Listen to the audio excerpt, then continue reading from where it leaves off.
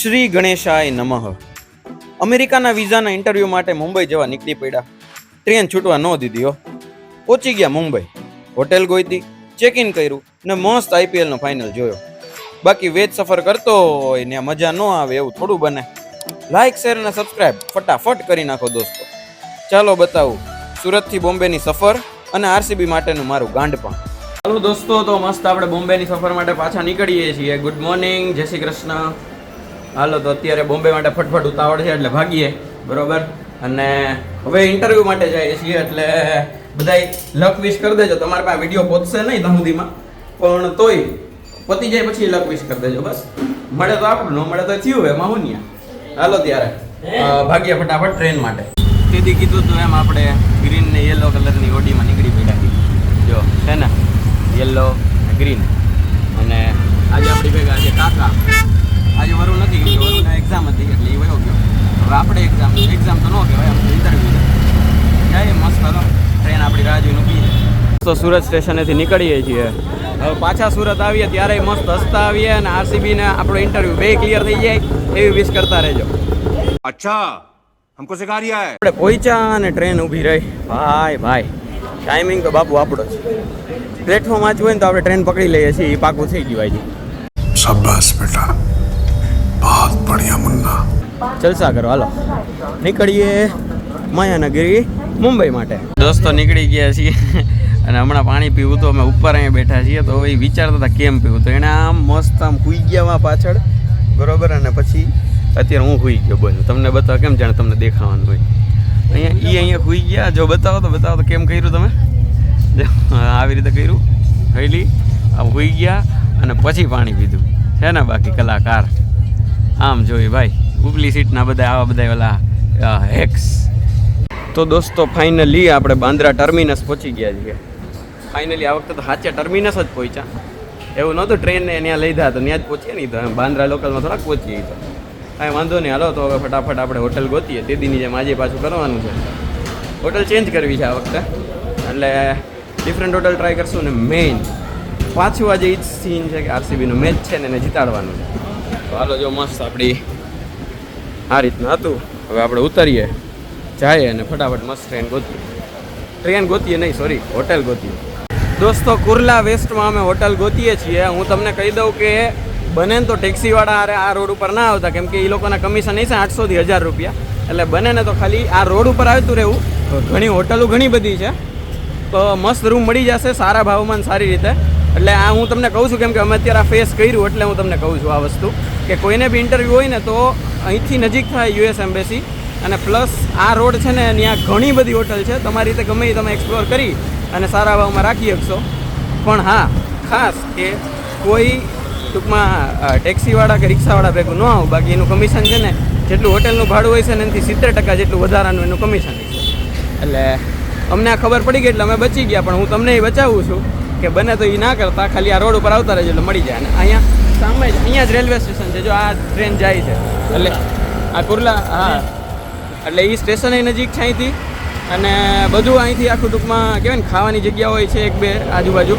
એટલે એક્સપ્લોર કરી લેજો તમારી રીતે અને અહીંયા આવજો જો તમારે યુએસ એમ્બેસીમાં ઇન્ટરવ્યૂ હોય તો. જો આ રહ્યો આપણે રેલવે સ્ટેશનમાં જવા માટેનો પેલો ઓલો ઓવરબ્રિજ હોય એના માટેના પગથિયા. અને અહીંયા સામે છે આ હોટલ પ્રાઇમ. એટલે હું અહીંયા રહેવાનું છું એવું નથી કહેતો, આ તો ખાલી તમને ખબર પડે કે અહીંયા પ્રાઇમ લેન્ડ નામ છે, હોટલ પ્રાઇમ લેન્ડ.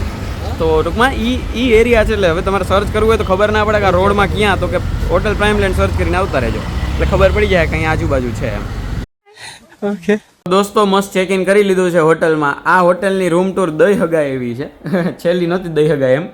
તો જો મસ્ત અહીંથી એન્ટ્રન્સ છે, બરોબર. હોલવે છે આ રીતનો છે, જો બતાવી દઉં. એટલે જો આ રીતનો આખો હોલવે છે મસ્ત. પછી આપણે આ એન્ટ્રી કરીએ એટલે અહીંયા મસ્ત બેડ છે, 2 ટ્વિન બેડ છે. અને આ છે વોશરૂમ. આ રીતનું આખું છે. હાય, આ રીતનું આખું વોશરૂમ. અને મસ્ત આપણે મેચ ચાલુ કરી દીધો છે અત્યારે. વિશ કરજો બધા આરસીબીને લક. Yes, go RCB. તો મસ્ત જો આ રીતે બધું છે, કબાટ છે અને બાકી 2 બેડ છે. અને હાલો તો હવે કંઈક ફૂડ મગાવીએ, કેમ કે આજ તેદીની જેમ પાછું સવારે મેંદુવડાની ઇડલી ખાધી હતી, પછી કંઈ ખાધું નથી, એટલે હવે મગાવીએ કંઈક ઓનલાઈન અને ખાઈ નાખીએ અને મેચ ભેગા જોતા જાય. જો મસ્ત ઓપનિંગ સેરેમની ચાલુ થઈ ગઈ છે અને આપણે ઇન્ડિયન ફોર્સિસને બધી ટાઈપની પેલી નૌકાદળ પછી આ હવાઈ દળ બધાને અત્યારે ટ્રિબ્યુટ આપે છે આ લોકો, તો મસ્ત જોઈએ છીએ. હાલો હવે ફૂડ મગાવી દઈએ. દોસ્તો પાછા આપણે સેમ મેનુમાં આવી ગયા છીએ, બરોબર છે, એટલે મગાવી લીધું છે અને ભેગી એક વિકેટ પડી ગઈ છે, એટલે ભાઈ આશા કરજો આરસીબી જીતે યાર, બાકી તો યાર થોડોક આમ હાર્ટ બ્રેક થઈ જાય આપણો ને આરસીબીના બધા આમ કરોડો ફેન્સનો. ચાલો તો હવે પેલા ખાઈ લઈ અને ભેગા મેચ જોતા જઈએ. દોસ્તો હમણાં ટીવીમાં ટાઈમ આઉટ આવ્યો તો ટીવી બંધ થઈ ગયું. જો ટીવીમાં હવે અમે પેલો હાઉસકીપિંગમાં ફોન કર્યો, પણ એ ભાઈને કાંઈ આવીને વયા ગયા પાછા, એ કે હમણાં ઘડીકમાં આવું, અને અમે મોબાઈલમાં ચાલુ કર્યો મેચ જોવાનું, અને મોબાઈલમાં એક વિકેટ હતી પછીથી ચાલુ કર્યું છે 3, 4 ને કેટલી 4 પડી ને 4 વિકેટ પડી ગઈ છે ભાઈ. જે હવે હું એમાં તો બિલીવર છે, જો આરસીબી માટે હું પેલા સુકન અપસુકનમાં બિલીવ કરું છું, એટલે આ બંધ થયું ને આમાં ચાલુ થયું ને એમાં વિકેટ પડવા માંડી ને તો મેં કીધું તેલ લેવા ગયા હાઉસકીપિંગ વાળો, ન આવે કાંઈ નહીં એમ. આરસીબી ભાઈ મોજ આવે મોજ, એક આજે પાર પડી જાય, કાલ બીજું પાર પાડીને આપણે ડબલ વિક્ટરીનો આનંદ લેવું. કાલ આપણે એટલે મીન્સ કાલ ઇન્ટરવ્યુ એમ. Yes go RCB, first season first trophy.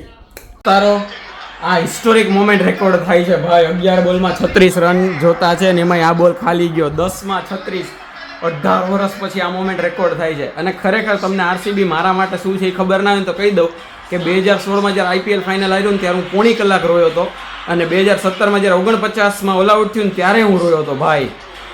RCB ભાઈ, આજે એક પાર્ટી કાલ બીજી party. God is with me please.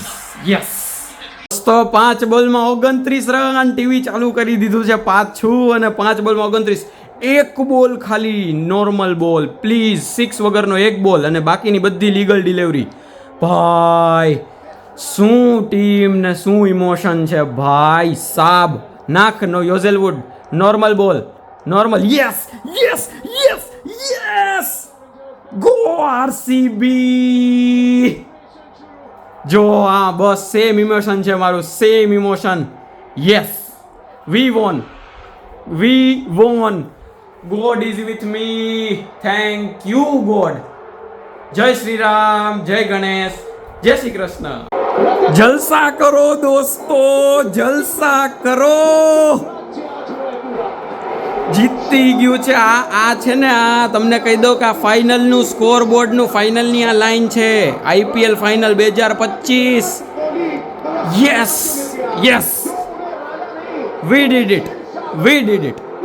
Yes દોસ્તો કેટલા ટાઈમ પછી જે 2 મહિનાથી ઓલું હાલતી હતી રીલ કે ભાઈ આ આપણે રવિ શાસ્ત્રી બોલે કે ભાઈ ટાટા આઈપીએલના 2025ના વિનર છે આરસીબી, મોમેન્ટ લાઈવ થવા જઈ રહી છે, અને ભાઈ અલગ લેવલ એક્સાઇટમેન્ટ ને અલગ લેવલ ખુશી છે ભાઈ. ખરેખર જે જોવા માટે આંખ છેલ્લા 18 વર્ષથી, એટલે આરસીબીની 18 વર્ષથી, મારી 2011 થી, એટલે મારા માટે 16 વર્ષથી તરસતી હતી, ઈ આજે મોમેન્ટ દેખાય છે ભાઈ. કોહલી સાહેબ. યસ.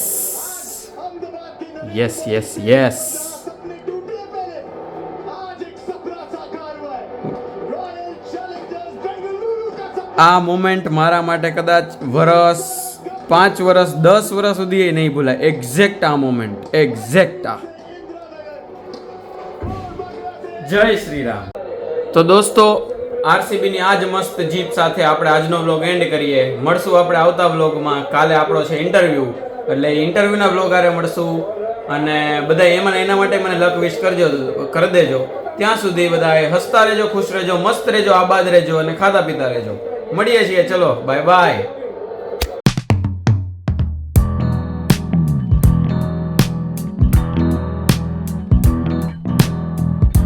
તો દોસ્તો તેદીની જેમ પાછો આજે વેઇટર તૈયાર થઈ ગયો છે. આજે વેઇટરને થોડુંક આમ ઊંચી પાટીને સર્વ કરવાનું છે, એટલે મસ્ત વેઇટર તૈયાર થઈ ગયો છે. જો પાછું વ્હાઈટ અને બ્લેક.